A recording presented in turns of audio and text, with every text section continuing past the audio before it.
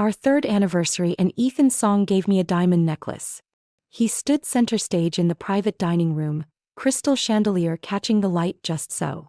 His long fingers worked the clasp with theatrical tenderness, every movement calibrated for maximum effect. Around the table, family and friends held their breath, watching the scene like it was a rom-com finale. Ava, thank you for marrying me. His voice carried, warm, sincere, perfectly pitched.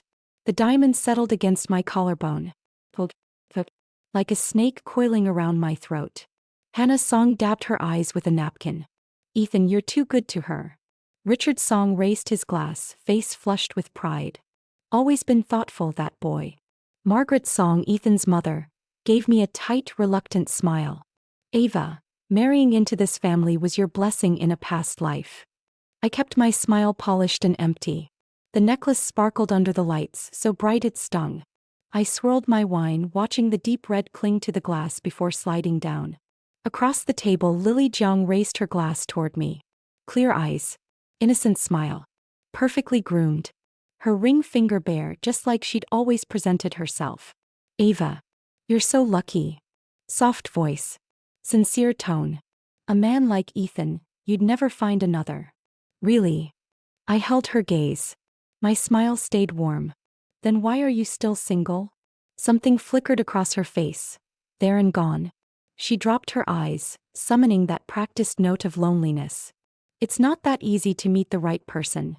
Ethan settled back beside me, his palm finding mine, thumb tracing slow circles over my wedding band.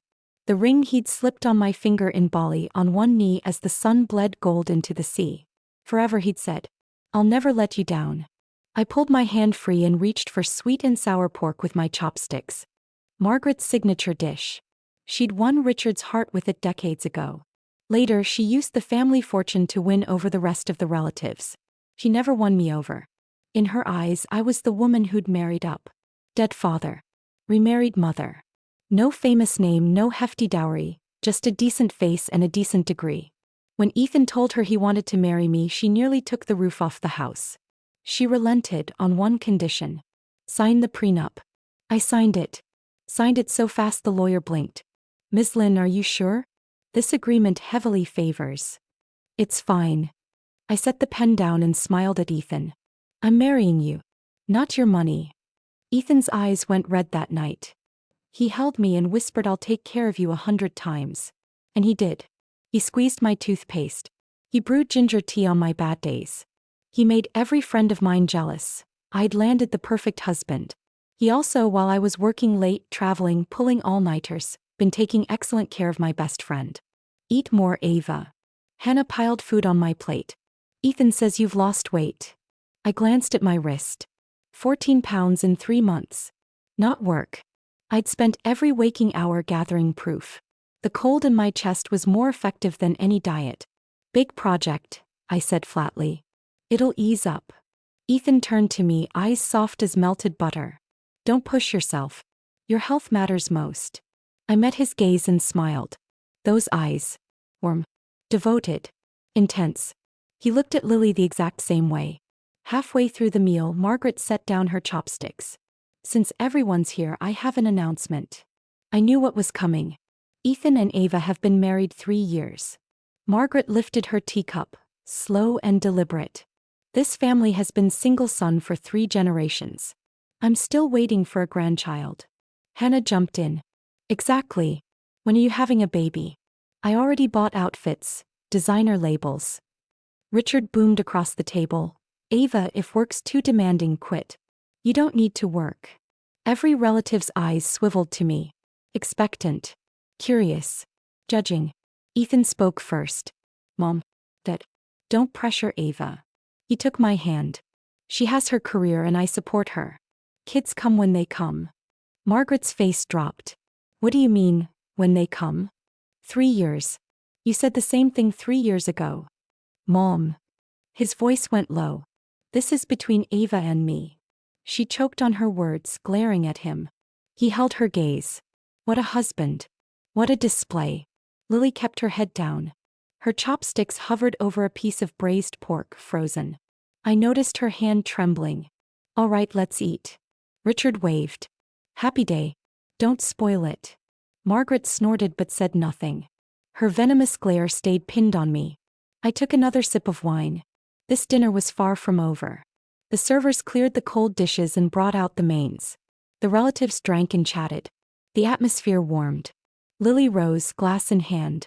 Ethan, let me toast you. Thank you for everything. He stood. Their glasses met with a crisp clink. Don't mention it. His voice was even. You're Ava's friend. Least I could do. So normal. So ordinary. But I saw it. The slight curl of Lily's pinky as their glasses touched. The subtle bob of Ethan's Adam's apple. The way their eyes clung for a beat too long. Sticky, syrupy like thread soaked in honey. And the bracelet on Lily's wrist. Tiffany's classic silver charm. Tiny padlock. Last month I'd found a receipt in Ethan's jacket pocket. Same brand. Same style. $3,800. I'd waited, all fluttery hope, thinking he'd bought me something special. That bracelet never made it to my jewelry box. It showed up on Lily's wrist instead. Ava. Hannah's voice pulled me back. You look pale. You okay? I blinked and reshaped my smile. Fine. Just tired. Ethan should take you home early. No. I picked up my chopsticks and took a bite of fish. I'm happy. I'd waited 3 months for this moment. Dessert arrived. Margaret cleared her throat again, this time with forced gentleness. Ava, I was too harsh earlier. Don't take it to heart. She sighed, mustering her best concerned mother act. But you have to understand. Ethan's our only son. Your father and I aren't getting any younger. She paused. How about this? Next month I've arranged for you both to see Dr. Sunday get checked out. If there's an issue we fix it. If not, we rest easy. Fair. Polite on the surface. But I knew exactly what she meant. Find out what's broken, and if it's you, don't waste our time. Ethan frowned and started to speak. I put my hand over his. Sure. My own calm surprised me. We should get checked. But we don't need to wait until next month. Everyone froze. What do you mean? Margaret's eyes narrowed. I pulled out my phone, opened a digital report and slid it across the lazy Susan. It rotated to a stop in front of her. This is my physical from last month. I leaned back. All indicators normal. Fertility fully intact. No issues whatsoever. Margaret squinted at the screen. Why are you showing me this? To put your mind at ease. I smiled. Proof the problem isn't me. Then who is it? I didn't answer. I slowly turned my head toward Ethan. He was watching me. Something flickered behind his eyes, nervous, barely concealed. Ava, let's. Mom. I cut him off. Let me show you one more thing. I reached into my bag and pulled out a manila envelope with a law firm's embossed gold logo. The air in the room changed. That envelope sat beside me like a live grenade. Hannah forced a nervous laugh. Ava, what's that? Why so formal? I ignored her and slid the envelope across the table. It stopped in front of Margaret. Open it. Margaret looked from me to the envelope. Her old eyes flickered with genuine alarm. You're so dramatic, she muttered, tearing open the flap. A few sheets of paper. Thin. Light. But the bold black text at the top stopped every heart in the room. Paternity test report. Margaret's hands began to shake. She turned to the second page. 16 genetic markers. Cold clinical data. Loaded bullets waiting for her to read the final verdict. What? She looked up, lips trembling. What is this? It says it clearly. I sat straight. If you can't read it, I'll read it aloud. Ava. Ethan grabbed my wrist. Hard enough to bruise. What are you doing? I turned to face his panicked eyes. I'd imagined this moment 1,000 times over 3 months. Would he look terrified? Furious? Remorseful? No. He looked undone. Stripped bare. Every lie, every performance pinned under the light like a gutted animal. Let go. Quiet. Each syllable a blade. Let me explain. I said let go. His fingers loosened. I pulled free, rubbed the red marks and turned back to Margaret. That report, I said, measuring every word, proves that the child Lily Jiang is carrying is biologically your son's. 3 seconds of absolute stillness. Then everything exploded. Margaret shot to her feet. Her knee slammed into the table. Dishes crashed. Red wine flooded the white tablecloth like a wound. What did you say? Lily's face drained of all color. Her hand flew to her belly. A reflexive gesture that confirmed everything. 3 months pregnant. Exactly as long as I'd been investigating. Richard's face went dark as thunder. He gripped his teacup, knuckles white. His eyes were carving Ethan into pieces. Hannah clapped her hand over her mouth. Ethan. Lily. Ethan stood frozen. His profile looked carved from stone, a vein pulsing at his temple. No, impossible. Margaret grabbed the report and held it to the light. Fake. You forged it. Forged. I laughed. Then let's do another. Amniocentesis. Or wait until the baby's born. I turned to Lily. Are you sure you want to go through with it? Lily lurched to her feet. Her chair scraped back. She grabbed the table for balance, lips quivering. Ava, please, let me explain. Explain what? I tilted my head. That you've been sleeping with my husband for over a year? That you're carrying his child? That you sat across from me at every family dinner, smiling, toasting, calling me your friend? It wasn't like that. Wasn't like what? I blinked. He just fell into your bed by accident, tripped, landed naked. Hannah let out a strangled cough. Margaret snapped back to herself. She slapped the report on the table and spun on Lily. You shameless. The insult was aimed at me, but the venom hit Lily full force. She opened her mouth, ready to tear into me, but the words died. The evidence lay on the table. Black and white. Inarguable. Ethan finally found his voice. Oh, tight. What do you want? What do I want? I met his gaze. What do you think I want? His eyes flinched. 3 years. I'd looked at that face every single morning. The soft curve of his sleeping profile. The tired smile on video calls. The gentle silhouette by the lamp he always left on for me. I'd thought I'd have a lifetime. The baby is Lily's, I said slowly, rising to my feet. I looked down at him. My voice was steady as a surgeon's hand. But the paternity test confirms you're the father. You can't hide it, Ethan. It's over. Margaret's blood pressure gave out on cue. She clutched her chest, face mottled crimson. Hannah shrieked and lunged for her. Mom, what's wrong? Richard stood up, grim-faced, steering Margaret toward the door. As he passed Lily, he didn't even look at her. He spat 2 words from between his teeth. Get out. Hannah fumbled in Margaret's purse for pills. The waiter hovered in the doorway with a fruit platter, trapped. Lily crouched behind the sofa in the corner. Designer makeup running in black rivers down her cheeks. She was typing frantically on her phone, fingers shaking too hard to hit the right keys. I walked toward her. My heels clicked against the floor. A countdown. Don't cry. I crouched down and tucked a strand of hair behind her ear. Soft. Tender. This is just the beginning. Her head snapped up. Her tear-blurred eyes were full of terror. Yes, that terror. The same fear I'd swallowed every night for 3 months. Now it was your turn. I stood, picked up my bag and passed Ethan. I stopped. One more thing. I pulled another document from my bag and slapped it against his chest. Divorce papers. I walk away from the house, the cars, the savings, exactly as our prenup states. But you cheated, and that $50,000 penalty clause. I patted the papers and smiled. I expected in my account within 3 days. Ava. He grabbed my arm. His palm was clammy. Cold. Wet. His voice cracked. I really didn't. Didn't what? Didn't mean to. Didn't want to. Didn't plan to hurt me. It didn't matter.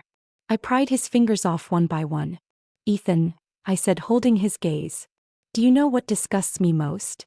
He didn't answer. His throat moved. It's not that you slept with her. It's that you made me the fool. I paused. Every time she came over. Every meal the 3 of us shared. Every time you told me Lily has a good point. You enjoyed it. You got off on keeping me in the dark. His hand dropped. The matching couple's bracelet, she's wearing hers. I glanced at his wrist. And you're wearing yours. I have your texts. Your photos. Your call logs. Your everything. If today isn't enough, we can take this to court. I turned and walked out. Behind me, Margaret's enraged shouts. Lily's sobs. Hannah's panicked wails. Richard's low voice on the phone with emergency services. All of it bled together into a boiling stew, muffled by the heavy door as I stepped into the hallway. I pressed the elevator button and watched the numbers count down. 30 floors to ground level. 3 years ago, I'd walked into this man's life in white silk and lace, so sure I'd found my safe harbor. Today I walked out with a paternity report, a divorce petition, and a heart I'd sewn back together myself. The elevator doors opened. I stepped inside and pressed close. As the metal panels met, I saw Ethan stumble through the private room's doorway. His face was as handsome as the day I'd met him. Loving. Now it just made me sick. The elevator descended. The mirrored walls threw back my reflection. Suit crisp, makeup intact, not a single smudge on my lipstick. I pulled out my phone and opened the scheduled post I'd set an hour ago. 9 photos. First, screenshots of Ethan and Lily's chat log. Second, hotel check-in records. Third, the receipt for the matching bracelets. Fourth, the paternity report. Fifth, the divorce papers. Caption. Happy 3rd anniversary. Thank you to my husband and my best friend for this incredible gift. At the 12th floor, my phone started buzzing nonstop. Hundreds of likes. Thousands of comments. First comment. Wait. For real? Second. Ava, hold on, Ethan isn't like that. Third. Send me your location. I'm on my way. The elevator reached the lobby. I put my phone away and walked out. The night air hit me. Cool. Sharp with the first bite of autumn. Neon lights reflected off the wet asphalt like a shattered galaxy. I breathed in deep. September night. Freedom. I raised my hand and hailed a cab. As the door shut, my screen lit up with a new message. From Ethan, I'm sorry. I stared at it for 3 seconds. Then I deleted the whole conversation. I scrolled to another contact and dialed. 2 rings. A woman's voice, low and amused, crackling with background noise from a bar. Well. Ava Lynn finally remembers I exist. I've got an exclusive for you. I leaned back, watching the city lights bleed across the window. Financier cheats on his wife with her best friend. Paternity test confirms it. Blow up at a family dinner. Caught on livestream. It's not a story. It's a circus. Her voice shot up. You're talking about Ethan's song? The Ethan song. Yeah. A beat. Then, holy shit. So. Interested? I'm already booking front page. How much are you giving me? Everything. I closed my eyes as the cab hummed through the night. Chats. Photos. Video. Audio. Paternity report. Divorce papers. It's all yours. I hung up and cracked the window. Wind whipped through my hair. Another buzz. New friend request. Derek Jeong Iskew. Message. I've read your agreement. The penalty clause is enforceable. You also have grounds for additional emotional distress damages. I accepted. Another ping. Derek. Tomorrow 9 a.m. My office. Bring all evidence. Derek. I've sent the retainer to your email. Review it tonight. I typed got it. Another text appeared. Derek. Off the record. Are you okay? I stared at that line. Was I okay? No. Not even close. But I would be. I typed, I'm fine. Then I shut my phone and dropped it in my bag. The cab rounded a corner. The radio played an old song. What doesn't kill you makes you stronger. Outside, the steel and glass forest hummed with its ceaseless energy. The night was still long. But morning would come. Derek Jeong's office was on the 37th floor of a glass tower in the financial district. Floor-to-ceiling windows overlooked the whole grid of Wall Street. I arrived 15 minutes early. At 9 o'clock sharp he walked in. Not the 40-something stiff suit I'd pictured. This man was 30, max charcoal gray shirt, sleeves rolled to his forearms. No tie. Dark hair falling loose above his brows. Face too sharp to be classically handsome, angular jaw, high cheekbones. But his eyes. Unforgettable. Deep and still like the ocean at midnight. Calm on the surface. Something restless underneath. Ava Lynn. His voice was lower in person. Yes. He sat across from me, laying an open folder on the table. I reworked your retainer last night. First, tell me the exact terms of your prenup. I pulled out the yellowed document. He scanned it fast. fingers tracking like a metronome. Expressionless except for a faint eyebrow twitch. Relinquishing all joint assets for 50,000. He set it down. Who reviewed this? I signed it myself. No lawyer. 2 seconds of silence. He leaned back. Tapped his fingers twice on the table. Off the record, Ava, your husband's team set a trap. 50,000 is nothing compared to what you're giving up. I know. And you signed it anyway? At the time I didn't think he'd cheat. Flat. That was my mistake. His fingers stopped. The way he looked at me shifted. Not quite lawyer to client anymore. Something more private. Like he was reading an unpredictable variable. So your current demands? The penalty payment and the divorce. Nothing else. Emotional distress? Can I claim that? Yes. Adultery with verifiable evidence, leading to marital breakdown. He flipped open a notepad. Emotional damages usually run 5 to 20,000. I should warn you, that won't even scratch what you're giving up. I know. You're sure? Yes. He held my eyes for a moment. I gave him nothing. All right. Evidence chain. Tell me what you have. Everything. I placed a USB drive on the table. Chat logs from his phone, 14 months. Hotel records from his credit cards, 23 stays. Dates, addresses, amounts. Receipt for the matching bracelet. Lily's early pregnancy test results. I paused. An audio recording. His pen stilled. Recording. A month ago. They were in my living room. They thought I was away. That recording was the real knife. I'd been due in Hangzhou that day, but my trip ended early. When I came home and heard laughter through the front door, I couldn't go in. So I pulled out my phone and hit record. Every laugh. Every whisper. Every breath, like salt water on an open wound. The location was your home? While you were still married. Did he know you were recording? Yes. Yes. No. Derek's mouth curved into the faintest smile. Barely there but real. Then we've got solid ground for the penalty clause. And a strong case for damages. He stood and extended his hand. Miss Lin. I'll take your case. I stood and shook. His palm was dry and warm. His phone buzzed. He glanced at the screen, excused himself to the window. I heard clipped tones. What is it? Pause. Tell him to wait. He came back. Sorry. Go ahead if you're busy. It's fine.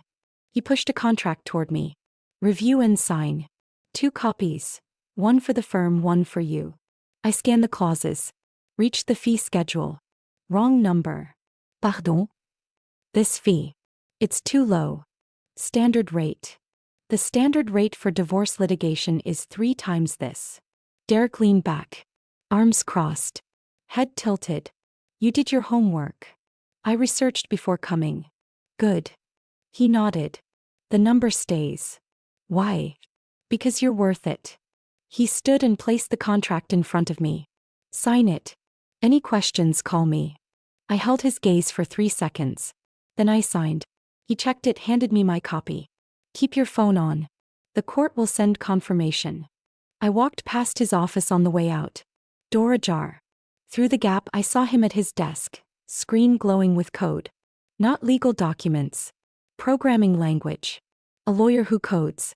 I dismissed it and stepped into the elevator. The doors closed. My phone buzzed. Hannah. 17 calls. 43 messages. Latest. Ava, please delete that post. Mom's in the hospital. I'm begging you. I set her to do not disturb. At 3 p.m. Margaret texted. Not a call. She probably thought I'd record it. Ava. What exactly do you want?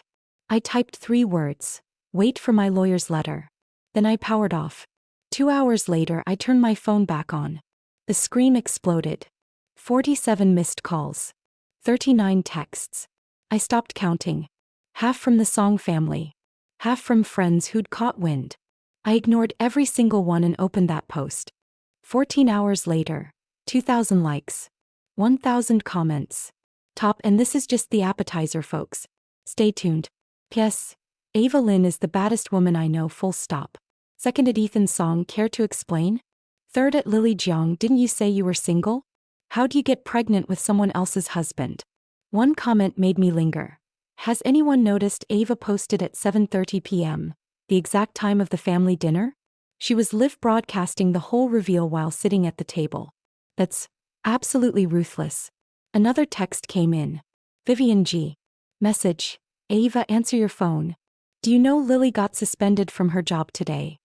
Vivian was our mutual friend. Emphasis on mutual. She'd always favored Lily, felt sorry for her because she was from a small town, struggling alone in the big city. I typed back, that's between her and her employer. Why are you texting me? Vivian, don't pretend you didn't have something to do with it. I laughed. Typed, you think I have that kind of pull? Silence. I didn't. I'm an architect, not a corporate fixer. I just posted a few anonymized chat screenshots on her company's internal forum. How'd I get access? An old colleague owed me a favor. So I added, ask Lily what else she hasn't told you. Then I shut the phone down again. 3 days later. A call from an unknown number. Ms. Ava Lynn? Yes. Arbitration Committee. Your first mediation with Mr. Ethan Song is scheduled for the 15th at 9 a.m. in Mediation Room 3. I'll be there. I texted Derek. Mediation scheduled. 15th 9 a.m. He replied instantly, I'll be there. People may reach out to negotiate. Don't accept anything. Send them to me. Another message. Have you eaten? I blinked. That wasn't work. I typed, yes. And turned the screen off. 4.5 years later. The mediator called while I was revising a villa landscape plan. Ms. Ava Lynn? Maureen Ho. Your first mediation is scheduled for next Wednesday at 9 a.m.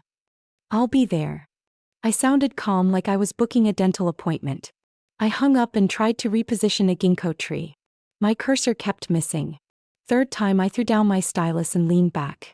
Outside, my colleagues' chatter filtered through the walls. Open plan studio. Always noisy. I closed my eyes and felt my pulse. Not anger. Not fear. Tension.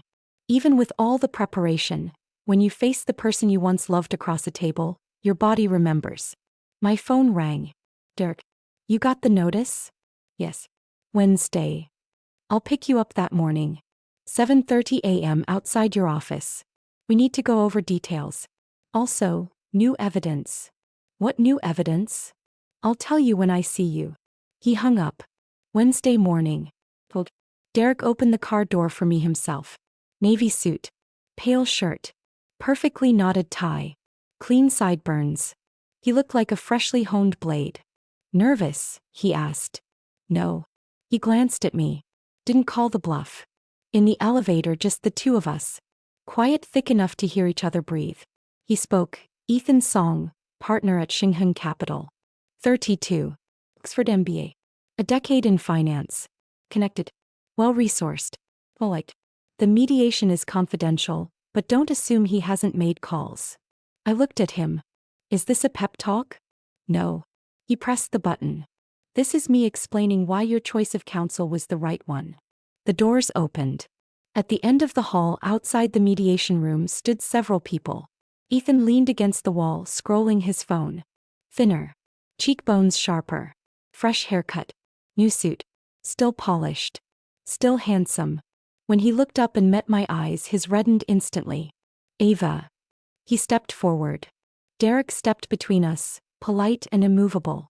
Mr. Song. My client is not available for private conversation before the mediation. Something dark flashed in Ethan's eyes. Crushed it quickly. Offered a smooth, professional smile. Mr. Jiang. I've heard a lot about you. Behind him, Margaret on a bench, staring at me with needle-sharp venom. Hannah whispering at her side. A wiry man with gold-rimmed glasses holding a briefcase with the crest of the city's most expensive firm, Ethan's lawyer. The mediation room was cold. Maureen Ho, round-faced, 50s, practiced official tone, began, let's keep this civil. You've been married 3 years. No reason you can't part amicably. Ms. Lin, what's your ask? Derek slid a document across the table. Our demands are summarized here. Maureen read it. Her eyes stopped at the penalty clause. 50,000? Mr. Song, your response. Ethan's lawyer adjusted his glasses. We're willing to pay the penalty. On one condition, Ms. Lin must issue a public statement retracting the false information that damaged our client's reputation. False information? Derek looked up. Which part? The paternity report? The hotel records? The lawyer's face stayed neutral. The veracity of the evidence is not the issue. Publishing it publicly constitutes privacy violations and defamation. Ah. Derek drew it out. So Mr. Song admits the affair, just doesn't want anyone to know? Please don't twist. Let me ask a different question. Derek pulled out another paper. On Valentine's Day last year, Mr. Song booked an executive suite at the Park Hyatt under a business trip. Lily Jiang checked into the same hotel that night. Same floor, adjacent room. He looked up, calm as still water. Can you explain that coincidence? Ethan's face lost color. Last May, Ms. Jiang took 3 days of medical leave.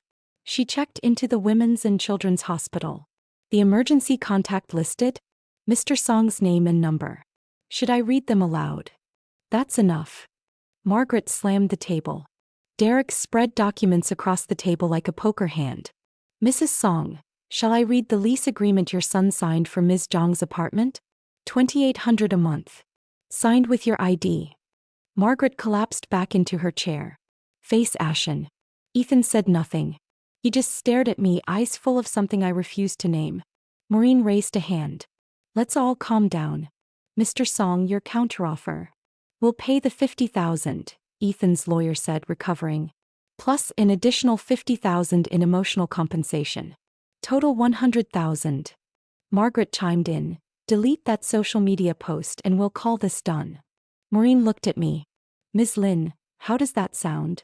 Every eye in the room turned to me. I looked down at my reflection in the polished table. Then I spoke. Ethan, how's Lily's pregnancy? The non sequitur stopped everyone cold.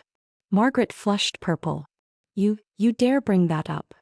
Of course I do. Flat. You promised Lily $3 million plus a house if she gave you a grandson. You told her Ethan would marry her after we divorced. Am I wrong? Ethan slumped in his chair like a marionette with cut strings. You thought I didn't know? I slid my phone across the table to Derek. He glanced at it, eyebrows lifting a fraction. Then he showed the screen to everyone. Audio files. Time-stamped. Categorized. Lily Song family promises. Ethan apartment lease. Lily shows Ethan prenatal report. Mr. Song. Derek pocketed the phone. You are heard in these recordings admitting to adultery and attempting to transfer marital property. These were recorded legally, in a shared marital residence. Your lawyer will confirm their admissibility in court. Ethan's lawyer finally cracked. He took off his glasses, cleaned them slowly. When he put them back on, his expression had changed. The mediator fell silent. Long minutes passed. Air conditioner hummed. Footsteps echoed in the hallway and faded. Finally, Margaret's voice came out softer. Ms. Lin, Ethan made a mistake. Show our family some grace. Grace. Always face.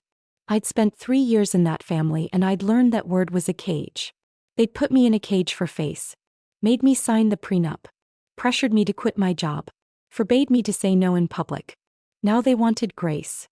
I pulled the divorce papers from my bag. Already signed. I slid them across the table. Pen beside them. Sign it, I said. Sign it and it's over. You can go back to promising Lily whatever you want. I don't care anymore. Margaret's hands trembled. Her fury had given way to something I hadn't expected. Not guilt. Exhaustion. Ethan looked at the papers. Long time. Then he picked up the pen. 3 strokes. Sloppy. Hurried.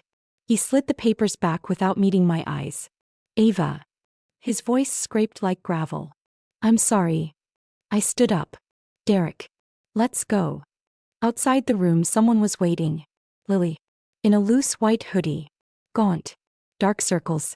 Hair limp. She'd shrunk. I glanced at her left hand. The promise ring Ethan gave her last birthday was still there. Ava. Her voice was high and thin. Red-rimmed eyes. Are you happy now? I met her gaze. What do you think? You know what he texted me this morning? Her voice cracked. He told me to get an abortion. He said his family wouldn't accept a bastard. He said everything he told me before, it was just talk. I waited. He said he never meant any of it. I remembered those nights. Coming home late, exhausted, finding her in my living room, sitting at a careful distance from Ethan, fruit basket on the table. She smiled so sweetly, said Ethan said you'd be late, so I came to keep him company. While I worked. While I traveled. While I assumed love didn't need surveillance. Lily. I met her eyes. I thought Ethan at least cared about you. She flinched. You two fooled me together for months. If none of that was real, it would have been pathetic for everyone. My voice stayed level. But it turns out he just liked the game. You thought you'd won something, but you were just a placeholder. He didn't want to leave me for you. He just liked having us both. You're lying. Am I? I pressed the elevator button. He just signed the divorce papers 5 minutes ago, while you're out here carrying his baby. He never planned to marry you. You were his disposable fix. The doors opened. I stepped in. Derek followed. Through the closing gap, I watched Lily slide down the wall, face buried in her knees. The doors closed. Derek leaned against the handrail. That last part, were you saying it for her or for yourself? Does it matter? To her it makes it hurt more. To you, it means you're finally done pretending. I gave no answer. The floor numbers ticked down. Oh. I remembered. You never used whatever new evidence you brought. I did. He pulled a single sheet from his pocket and showed it. A blank page. Making them think we had more cards was the tactic. I laughed. You're dangerous. Professional obligation. He tucked it away.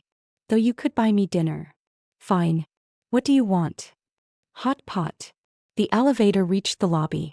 The doors opened and there they were, reporters. Dozens. Cameras. Microphones. They'd gotten wind. They swarmed the entrance. Miss Lynn. How did the mediation go? Has Ethan Song admitted to the affair? Is Lily Zhang's baby really his? I stepped back. A hand landed on my shoulder. Derek pulled me behind him. His broad back formed a wall between me and the lenses. His voice cut through the noise. Ms. Lynn is not taking questions. A formal statement will be released when appropriate. Please step back. He guided me fast across the lobby through the doors toward the parking lot. His car was a black sedan. Unflashy. He opened the passenger door, helped me in, shut it, got behind the wheel. The engine hummed as we pulled out. In the rearview mirror, the reporters shrank to dots. The car was quiet. Air conditioning hummed. You get used to it? He asked. To what? Spotlights. From the minute you hit post, you knew this would come. Know and feel are different things. I sank into the seat. Still not comfortable. He didn't push. He turned on the radio. Just sultry saxophone. 2 weeks later. Cooling off period over. I walked out of the Civil Affairs Bureau with the stamped divorce certificate in my hand. The sun was strong. A ginkgo tree by the steps had turned pure gold. I flipped open the little red booklet. Divorced. Done. My phone buzzed. Derek. Congratulations. The penalty and emotional damage payments cleared this afternoon.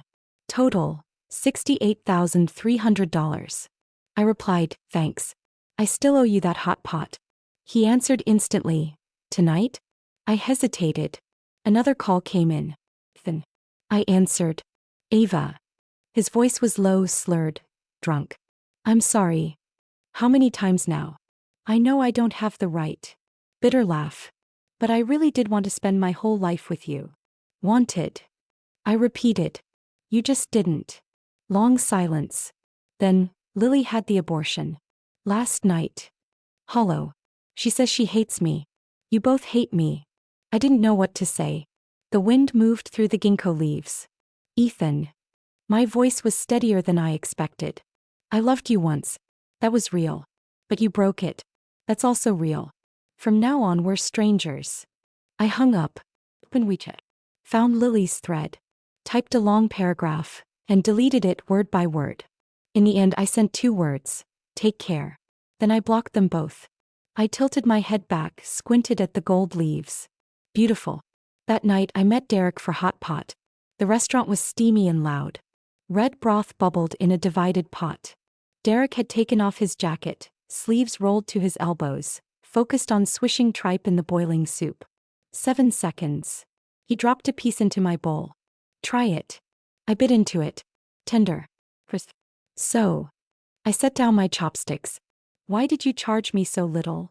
His chopsticks paused. Then he went back to cooking. Because.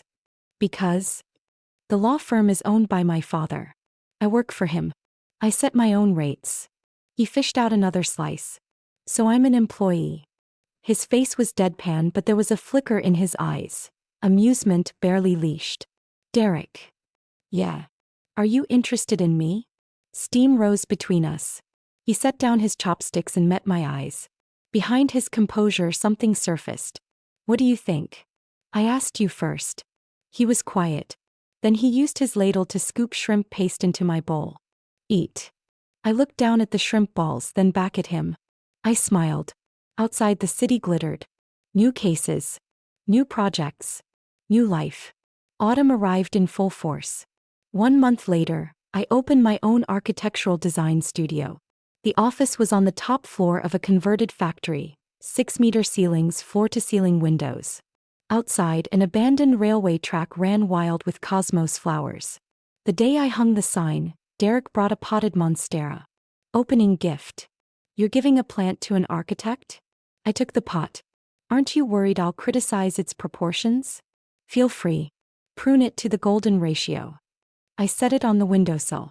Broad leaves. Vibrant green. The first living thing in my empty office. Thank you. I meant it. Don't mention it. He walked to the window. So you're going solo? A few old clients followed me. 2 new projects. A hotel renovation and a community library. I flipped open my sketchbook. Enough to keep me occupied. He leaned against the window frame. You don't seem scared. Of what? Most people have a gap after a divorce. Relationships. Something. I thought about that. Maybe because I already did the scared part.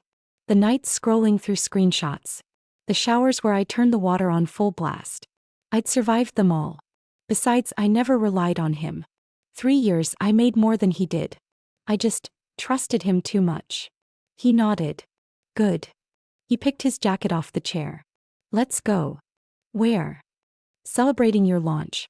New Hunan place downstairs. Their fish head in chili oil is supposed to be the best. Did you look that up on Yelp? Professional necessity. I grabbed my bag and followed him out. One Saturday in December I went to a wedding. The bride was my college roommate. On the invitation she'd handwritten, Ava, you're my maid of honor. Just don't outshine me. I laughed. Pale pink dress. Nude heels. The ceremony was at a hot spring resort. String lights glowing like a spilled river of stars. The groom cried the moment he saw her. Still crying through the ring exchange. When the bride tossed the bouquet I stepped back automatically. But the white roses arced through the air and landed squarely in my arms. The crowd cheered. The bride turned and winked. After the reception I walked out into the December night, bouquet in hand. My phone buzzed. Derek. How was the wedding? Just ended. I slid into a cab. How did you know? You posted 9 photos. 8 of them feature someone crying. The last one is you holding the bouquet laughing. Pause. Good composition. You analyze photos now? Professional requirement. Can you stop blaming everything on work? A low laugh. Fine. I checked your feed on purpose. Not work-related. The cab hummed along the highway.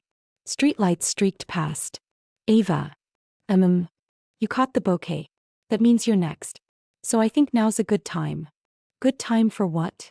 I'm 32. Single. No bad habits. I cook. I fix computers. I code. I litigate. I have a cat named Sesame. Found him in a puddle of sesame paste when he was a kitten. I smiled. What are you doing? Making a statement. Evelyn, the above is accurate and truthful. I submit it to the court for your consideration. I lowered my voice. Derek, you know what this is called? What? Conflicts of interest. I know. Unapologetic. So. The cab stopped.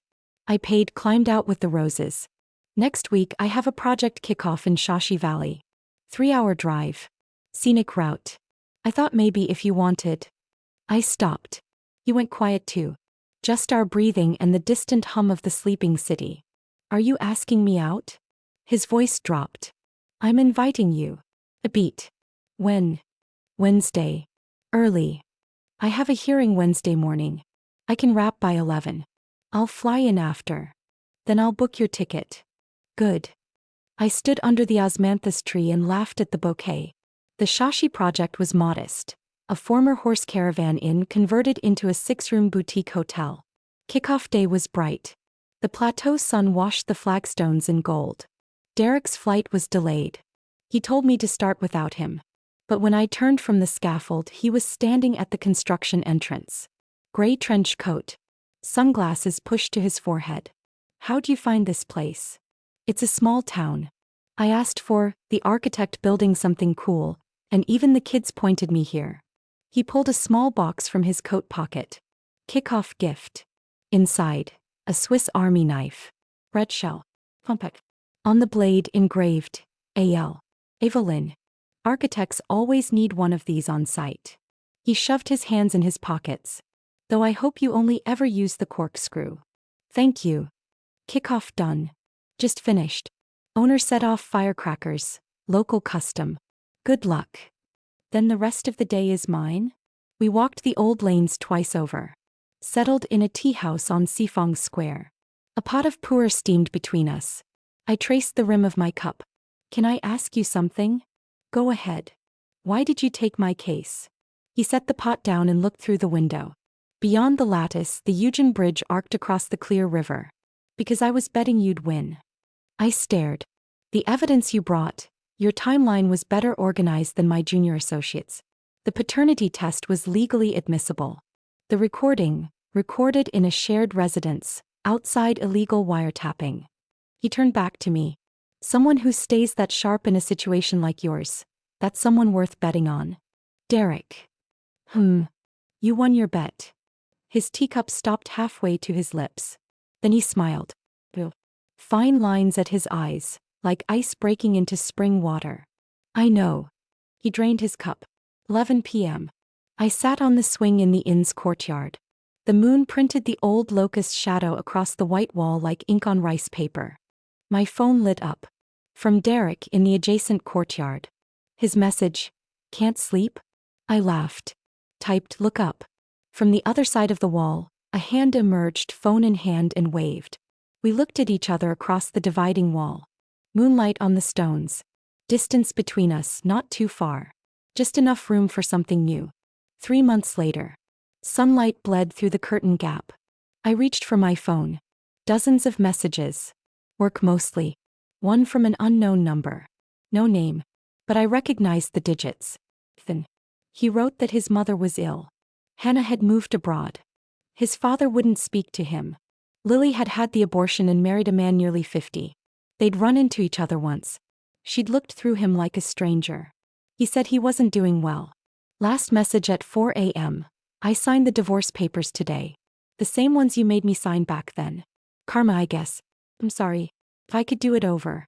He didn't finish. Maybe he realized there was no over. I closed the thread. Deleted the whole conversation. Blocked the number. Quick. Light. From the kitchen came the hiss of the coffee machine. I patted out and leaned against the doorframe. Derek stood at the stove, back to me, in a white t-shirt and a navy apron that read, "World's Okayest Architect." Morning light slanted across his shoulders. Morning. He didn't turn. Sunny side or over easy? Sunny side. Sit. 2 minutes. I didn't move. Derek. If someone wrote a book about us someday, what should the last chapter be called? He paused over the pan. Then he turned off the burner, slid the egg onto a plate and brought it to me. Sunny side. Perfect edges. Cracked black pepper. He looked down at me and his mouth curved. Here's to new beginnings. I laughed. Rose on my toes and kissed the corner of his mouth. Outside, the sun climbed over the city's spine, flooding the sky in soft peach and rose. A new day.